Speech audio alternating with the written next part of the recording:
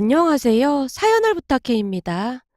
오늘의 사연을 소개하겠습니다.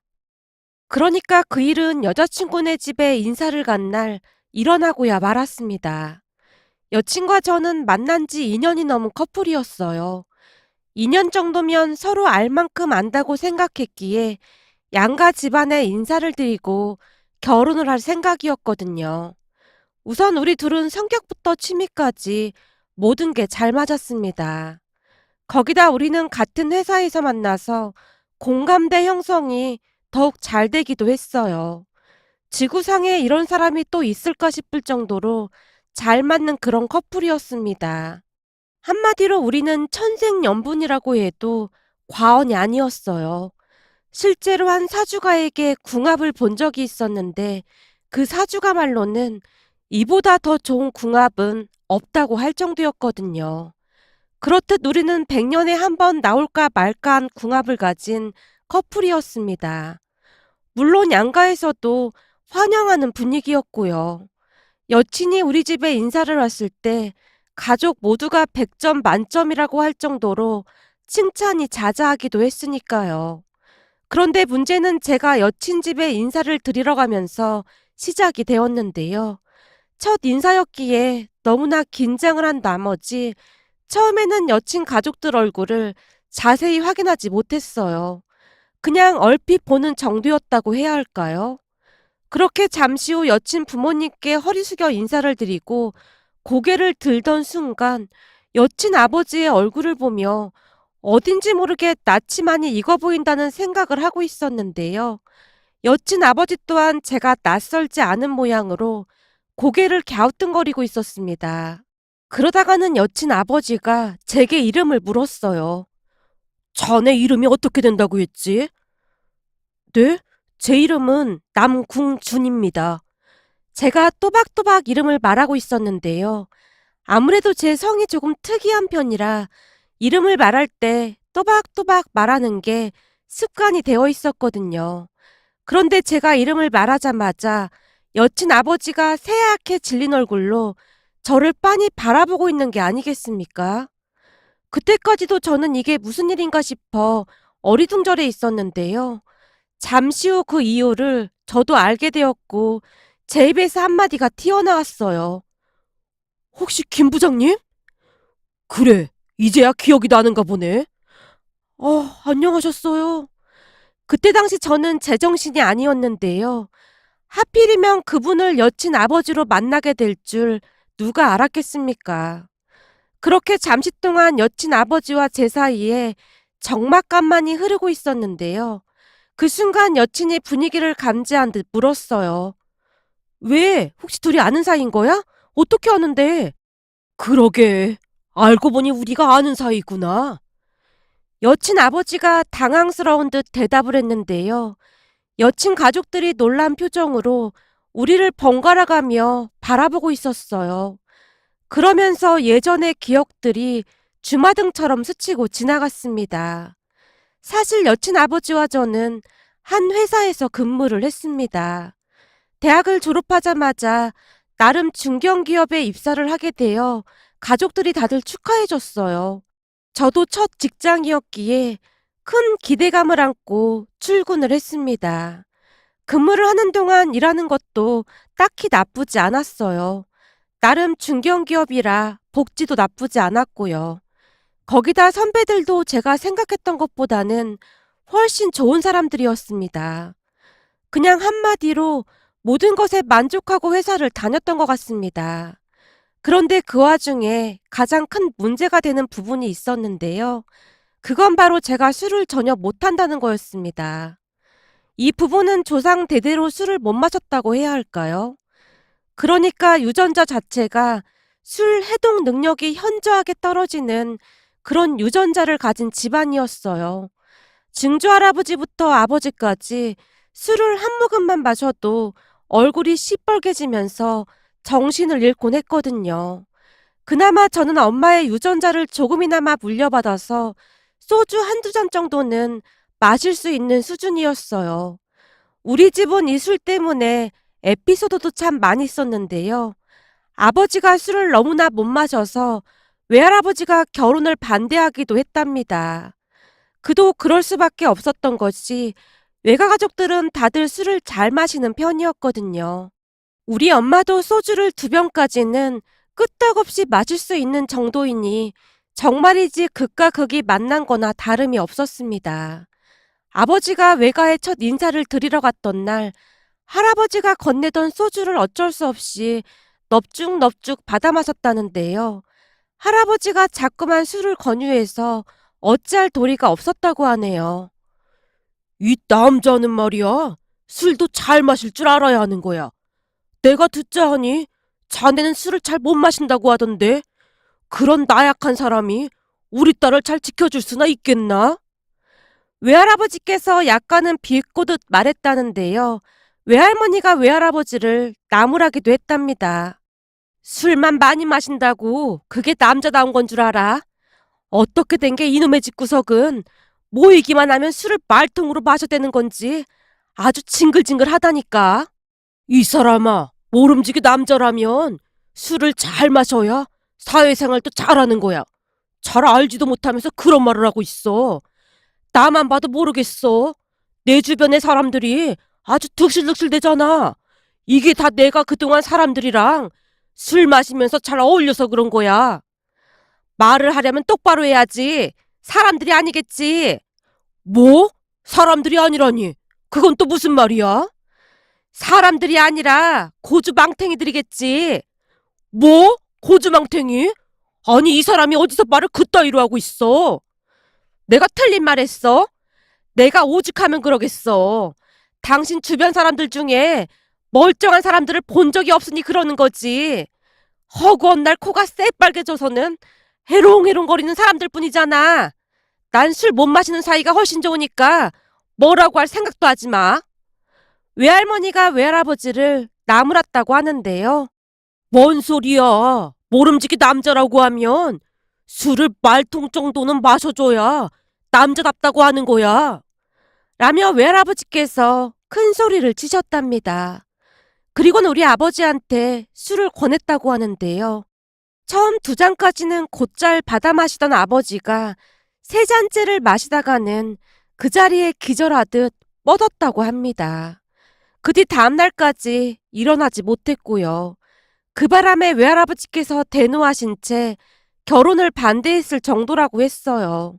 암튼 저도 소주 몇 잔만 마셔도 만취 상태가 될 정도로 술을 잘 못 마시는데요. 그런 이유로 직장 생활이 어려워질 줄 누가 알았겠습니까? 그러니까 그 사건은 전 직장을 다니던 중 회식 자리에서 발생했는데요. 전 직장 동료들의 가장 큰 고충이 회식이라고 할 정도로 다들 어마어마한 스트레스를 받고 있었어요. 회식 자리에서 부장님이 가장 큰 스트레스를 주곤 했는데요. 그 이유가 참 특이하기만 했습니다. 회식 자리에서 술을 마치 물 마시듯 마시곤 했거든요. 이건 마신다는 표현보다는 그냥 들이붓는다는 표현이 더 잘 어울릴 것 같네요. 소주와 맥주를 섞어 만든 소맥을 원샷해야만 했거든요. 문제는 부장님 당신만 그렇게 마시면 그토록 스트레스를 받지는 않았을 텐데 회사 직원들에게 강제로 권유를 한다는 게 문제였습니다. 직원들에게 소맥을 따라준 다음 순서대로 마시게 했거든요. 그러다가 술을 미처 다 마시지 못하는 직원이 발생을 하면 부장님이 앉은 자리에서 젓가락으로 테이블을 마구마구 두드리다가는 나중에는 벌떡 일어나서 큰 목소리로 가곡인 선구자를 불렀어요. 처음 회식 자리에서 그 모습에 어찌나 놀랐던지 어리둥절할 수밖에 없었는데요. 우리 테이블만 있었던 것도 아니었고 다른 테이블에도 사람들이 많이 있었음에도 아무런 상관도 하지 않고는 직원이 술을 다 마실 때까지 부장님이 큰 목소리로 노래를 부르곤 했습니다. 부장님이 한두 번 그랬던 것이 아니었던지라 회식 자리에서 부장님이 벌떡 일어나기만 하면 직원들이 다들 안절부절 못하고 있었고요. 이 부분에서 진짜 신기했던 것이 있었는데요. 부장님이 그토록 큰 소리로 선구자를 불렀다고 하는데 그동안 단 한 번도 큰 문제가 일어나지 않았다고 하네요. 암튼 원샷을 하지 않으면 부장님이 자리에서 일어나서 가곡을 부르곤 했으니 제 입장에서는 보통 불편한 일이 아니었어요. 더군다나 저는 술을 잘 못 마시는 사람이었기에 시간이 가면 갈수록 그 스트레스가 극에 달했고요.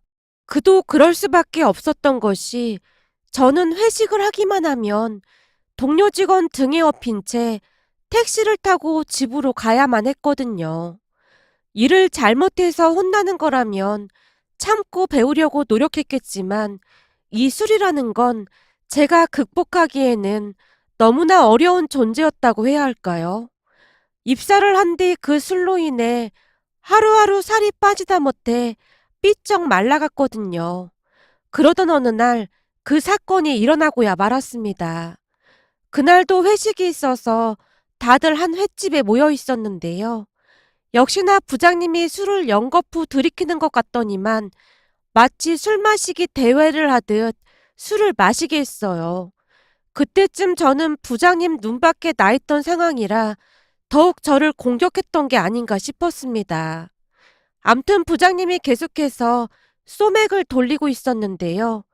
그날따라 이상하게 술이 잘 받는다는 생각이 드는 게 아니겠어요? 태어나서 처음 경험해본 그런 느낌이었다고 해야 할까요? 아마도 그래서 평소보다 술을 더 많이 마셨던 것 같습니다. 그 모습에 부장님이 외쳤고요. 오, 우리 땅공준이가 이제야 회사에 적응을 하는 모양이네. 오늘은 내 맘에 아주 쏙 드는구만. 이럴 때일수록 더 달려보자고. 부장님의 들뜬 목소리가 횟집을 가득 메웠어요. 그렇게 술을 몇 잔 더 마셨던 것 같은데 잠시 후 제가 완전 술에 취해 정신줄을 놓고야 말았습니다. 그리곤 상상을 초월할 만한 일이 일어났습니다. 지금부터는 동료 직원의 말을 토대로 글을 작성해 보도록 하겠습니다. 친한 동료 말에 의하면 제가 소맥을 마실 차례가 되었다는데요. 제가 갑자기 젓가락으로 테이블을 마구마구 두드리더랍니다. 그 모습은 마치 손에 모터가 달린 듯한 그런 모습이었다는데요. 제가 한 몇십 초가량을 테이블을 막 두드려대더니 갑자기 자리에서 벌떡 일어나더니만 한 손에는 미역 줄거리를 움켜쥐고 또 한 손으로는 소주병을 꽉 쥐고는 부장님한테로 성큼성큼 다가갔다고 합니다. 그때 제 모습은 좀비와 별반 다름이 없어 보였다는데요. 눈에 초점이 없는 상태로 눈이 퀭하게 풀려 있었다고 했으니까요. 그렇게 좀비처럼 퀭한 상태로 부장님께 다가가서는 말을 했다네요. 어이, 대물 독설이 이렇게 술을 처 마셔도 되니까 머리카락이 다 빠지고 하나도 없지. 아, 근데 이상하게 땅이 왜 이렇게 움직이는 거야? 자, 내가 머리 좀 심어줄게. 미역 줄거리를 요렇게 붙여놓으니까 이제 좀 사람 같네. 아이고, 그새 미역 줄거리가 좀 말랐네. 이거 물 좀 줘야겠네. 라며 소주를 김 부장 머리 위에 냅다 들이붓기 시작했다는데요. 야, 너 뭐 하는 거야? 김 과장, 남궁준이 이거 미친 거 아니야? 김 부장, 미치긴 누가 미쳐. 그리고 다들 술 마시기 싫다잖아. 술 마시려면 혼자 곱게 처먹든지 하지. 왜 싫다는 사람들 억지로 마시게 하냔 말이야. 다들 스트레스 받는다고 하잖아. 제 목소리가 어찌나 컸던지 옆 테이블 사람들조차도 바라볼 정도였다고 합니다. 결국 친한 동료 한 사람이 저를 억지로 끌어내려고 했다는데요. 잠깐만 기다려봐. 내가 할 말 있다잖아. 아, 이것 좀 놔보랄까? 다들 대머리 독수리한테 불만 많잖아. 근데 왜 참냔 말이야. 그렇게 고래고래 소리를 지르다가는 끌려 나오다시피 했다네요.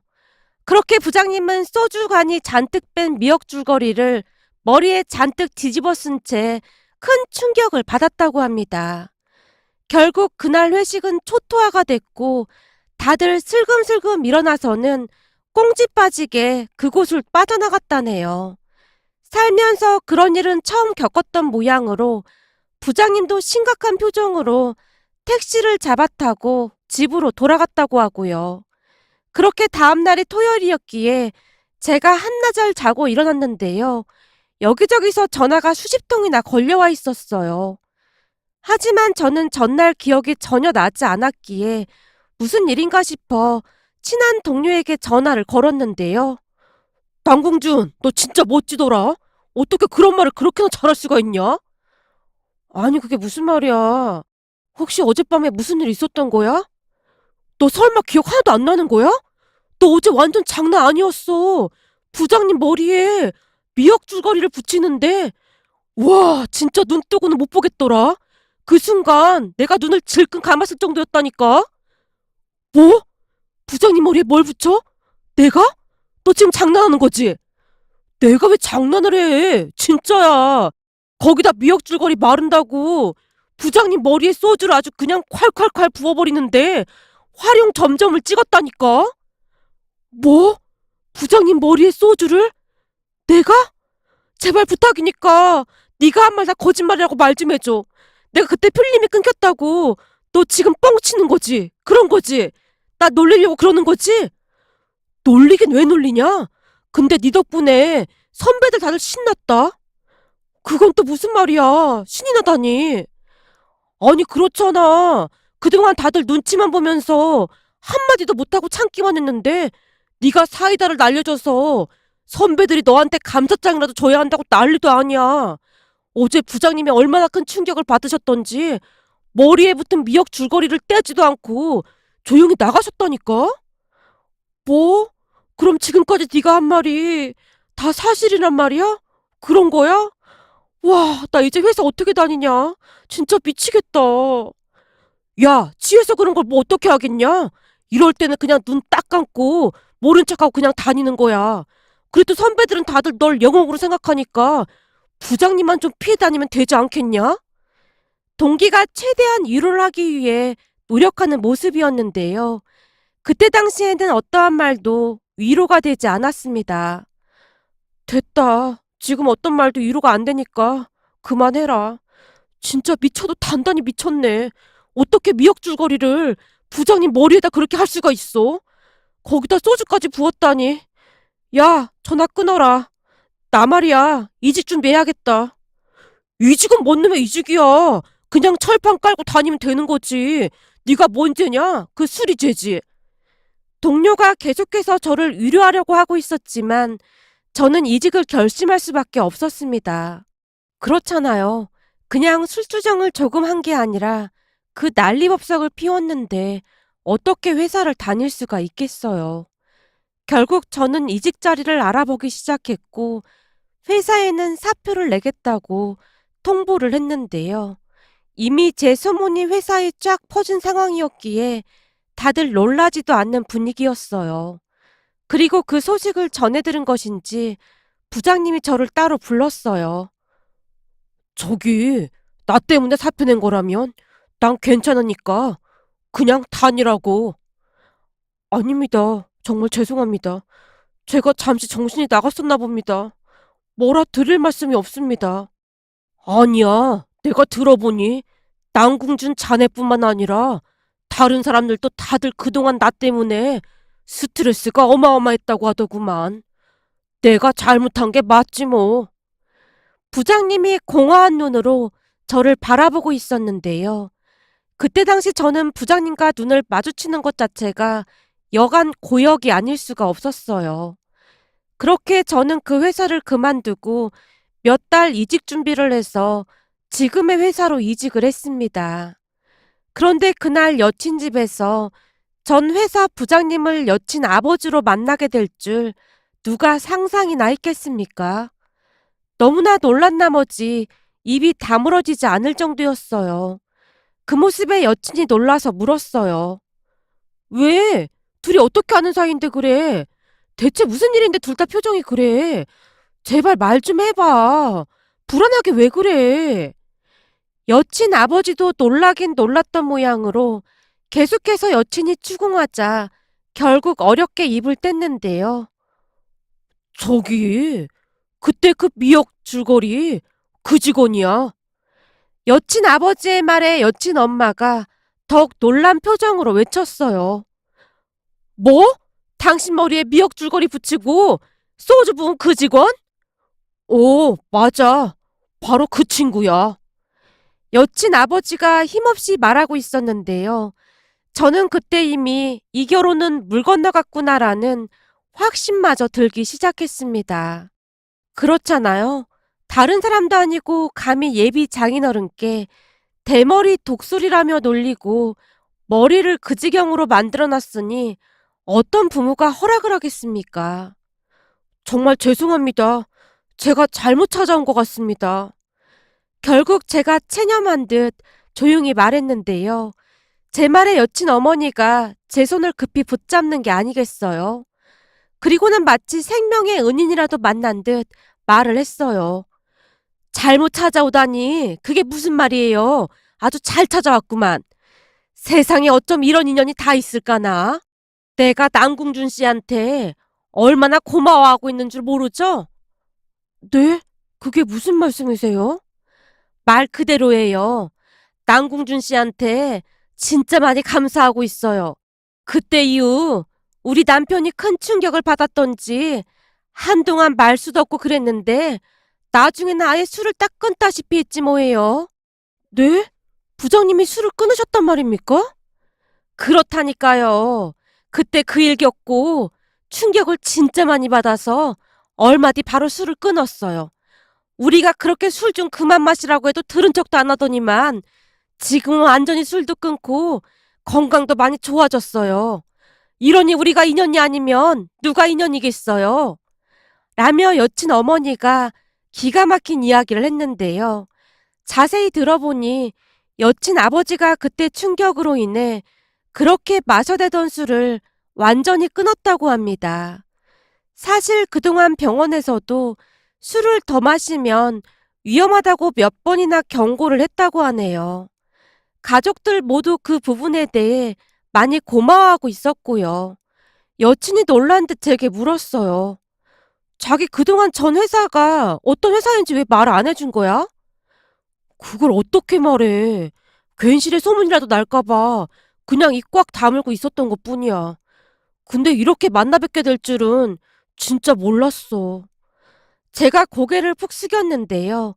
그 순간 여친 어머니가 다시 말했어요. 이제 보니 우리 사위가 되려고 그랬나 보네.